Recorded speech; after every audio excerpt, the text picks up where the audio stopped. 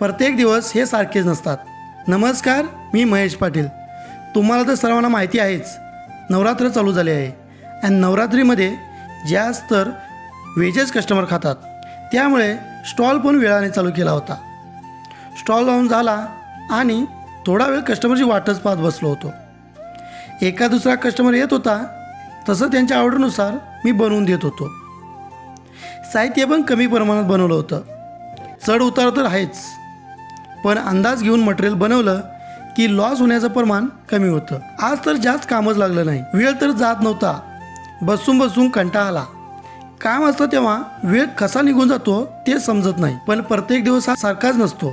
सर्वात स्ट्रगलिंगचं काम असतं ते म्हणजे स्टॉल आवरणं, सर्व साहित्याची साफसूफ करणं आणि ते जागच्या जागी ठेवून देणं. मग काय, ते काम पटापटा आवरलं आणि स्टॉल बंद करून घरी आलो. भेटू नेक्स्ट ब्लॉगमध्ये.